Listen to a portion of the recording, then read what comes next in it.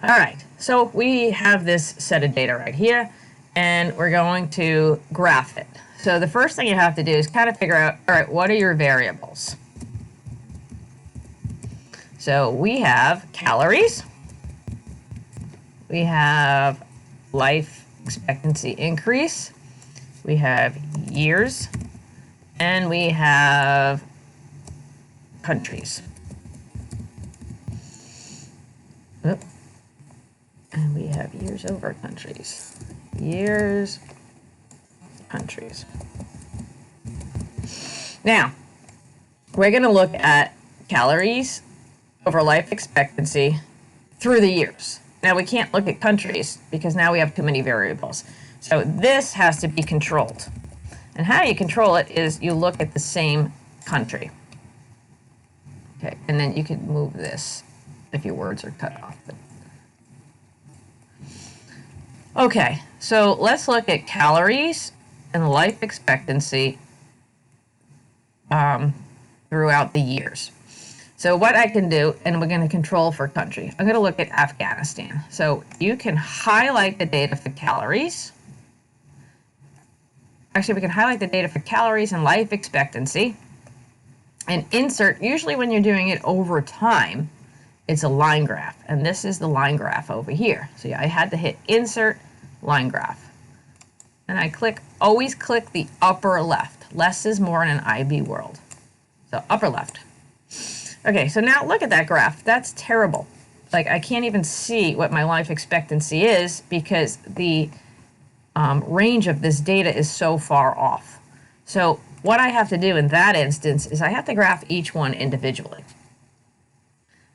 So we're going to look at calories, and we're going to insert a line graph for just calories. And that's pretty interesting. So look at what we got here. We have calories are decreasing, right, through time. 4, and then this is really, should be Afghanistan. So we need to label our graphs. Never leave a graph like this because when you come back to it later, you don't know what it is. So always leave your graph fully labeled. So you can click on this plus bar right here of chart elements, and that brings up options. Now, what's cool about Excel is there's always 2 ways to do everything. If you're in chart design, that same chart element is right here. So all the things, you can either do it this way or you can do it right off the graph. So I'm going to do it right off the graph. It's pretty simple. We want to add axes titles to this. And right now, that's all we're going to add, okay? So this bottom part is the years. But it doesn't say years. It says 1, 2, 3, 4, 5. So we have to change it for the years. So to do that, you put your cursor anywhere on the graph and right-click. And then you're going to get this selection, delete, match. You want to select data. We're going to select the data. And this allows us to edit 2 things. We can either edit the legend or we can edit the horizontal. We're going to edit the horizontal axis right here. So to edit the horizontal, we're going to hit edit. And now it's saying, well, what would you like it to say instead? So we want it actually these years. So Excel is pretty good that you just highlight the years that you want it to say, and it'll automatically auto-fit them, and then you just click OK. So how did I do that? I right-clicked, I selected the data, and I edited my horizontal, and I just put my cursor over what I wanted to edit. And I clicked OK, and I edited out of there. Bam. Okay, now this is where we're measuring the calories. And I'm guessing this is probably kilocalories. I don't know. You should always have units. Like if you wanted to, you could say that this was time in years. And these are all movable. So, you know, when you see something like this, you can move it down, you can move it over. So those are movable. So there's my Afghanistan, which I have a feeling is Afghanistan. Looks spelled wrong, but we're going to just go with it. Okay, now I want to compare that for life expectancy increases. So what you can do there is you can highlight your data. You can insert another line graph. oh, look at that. That's pretty interesting. So I'm going to bring that graph over here. I'm going to call this Afghanistan 2. Or also. Okay, and I'm going to label my axes, because you don't want to not label your axes, because then you're going to be lost. We call this guy time in years. We can get rid of this. And we call this guy now is life expectancy increases. So that's pretty, oh, we have to change our select data, right? Edit the horizontal, and then you can come back over here. You can move. Okay, so now I'm going to clear this out because it added something while I was moving. I'm going to blank that out and highlight my years, and that's going to change the axes for the horizontal to years. And then I'm going to come over here, and I'm going to be like, wow, that's pretty cool, because in calories in Afghanistan, over time, the amount of calories being consumed decreased, and as a result, the life expectancy increased. So that's pretty cool. Another thing you can do is you can see how correlated the data is. So the issue with this data is I'm just going to say for stats, you really want 10 points minimum. Okay. That does not say stats. Because to do any statistical analysis, like 10 is the cutoff. This is really only 1, 2, 3, 4, 5 data points. That's really not good. So you really should try and get more years in there.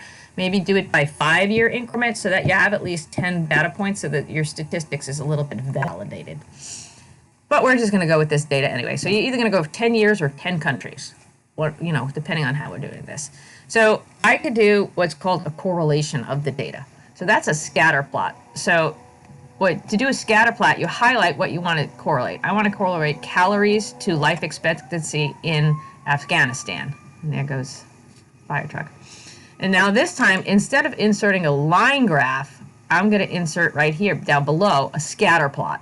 Okay, so you just click on, and it upper left. Every time you choose a graph, it's the upper left. We don't like fancy bells and whistles. I know you think it looks really cool, but less is more. So let's bring this graph over here so that we can have room to work. Come on, move up. Okay, so now this graph, okay, we're going to label our axes. So this is still Afghanistan. Okay, and now this, the x-axis, so we did it, I did it, x is calories, y is life expectancy. If I wanted to flip it around, then I would move my columns around, or there's actually an easy way to do that. You could right-click, I think you can select chart type and flip it some way. There is a way to flip it if you don't want to organize your data, but I'm not going to worry about that right now. All right, calories, right? We said that these were probably kilocalories and life expectancies here. So you could flip these around if you wanted to. I just did it the way this chart was organized, okay? Now, a scatter plot, what you need to do for a scatter plot is, this is a correlation now. You have to click on any point, right-click, and you want to add a trend line. The default is always a linear trend line, so you never touch the default. And you just scroll down, move this down, and you always want to display your equation and your R-squared value, okay? And that's going to tell you how correlated these two pieces of data are. So there, we can move this around. So R-squared is 0.08, and the fact that it's going down, it's negative. But we want to do what's called correlation, R. So it's the square root of R-squared. So we want to do a for correlation. So that's an f of x function. So I can go up here, right? This is my f of x bar to do any functions in Excel. And I can go f of x. And if you don't see it here, these are the most recently used. You can like type it up here, C-O-R-R-E-L. You can spell the whole word, correlation, I think. Yeah, and coral. So that'll pop up. So, and then you just click OK. Array 1. Okay, so array 1 is going to be my calories, and array 2 is going to be my life expectancy. And I'm only in Afghanistan right now. And I'm going to click OK. Okay, so now I have a negative 0.994. The way correlation works is the closer you are to 1, the stronger your correlation. The closer you are to 0, the weaker to no correlation there is. So I would call this a strong negative correlation. But that's saying, so that's kind of justifying what our pictures are saying. They're saying that as calories decrease, your life expectancy is increasing, and it's strongly correlated. Remember, correlation doesn't always mean causation, so keep that in the back of your head. So now what you can do is you can do this process for all the different countries. And you can kind of make a graph, and your graph could say country, and in this case it was Afghanistan. And then we also have the US, we have China, we have the Congo. Okay, and we're gonna move this column here so Afghanistan's not cut off. And then we can say we wanna know the R value, which is correlation, and we wanna know what the conclusion of that R value is.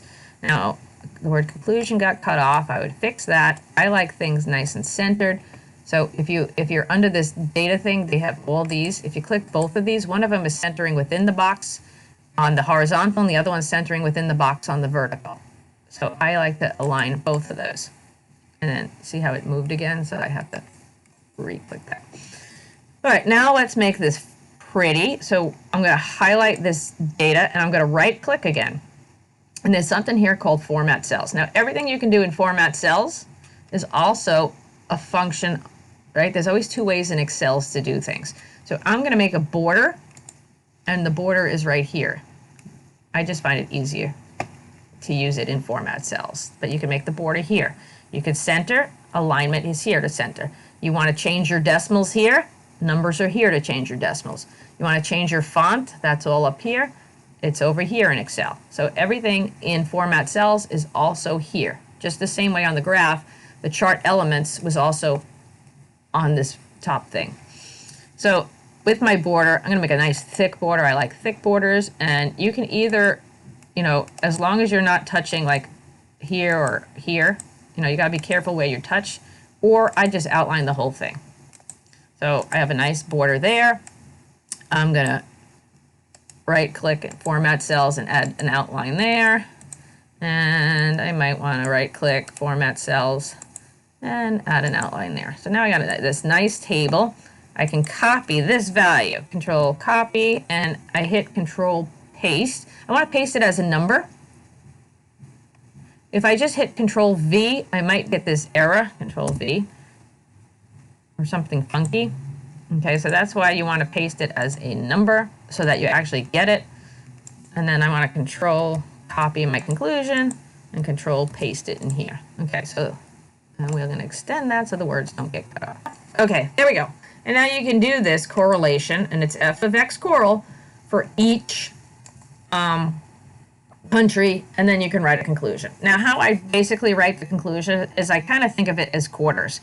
So 1 is like $1, and that's a perfect correlation.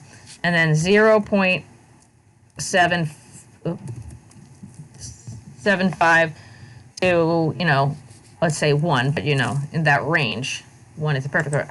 I tend to call strong correlation, and then 0.5 to 0.75, I tend to call, what happened to the G there? A moderate correlation, and then 0.25 to 0.50.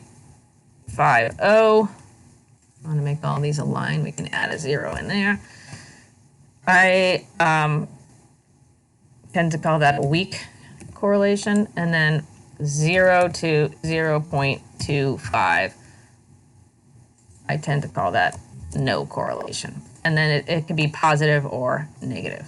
So that's kind of my kind of rule of thumb, but there was gray zones. I mean, you can call an overlap of like 0.5 weak to moderate, but that's just a good Way to kind of remember strong, moderate, weak, no correlation. And then whether or not it's positive or negative. That's kind of my rule of thumb.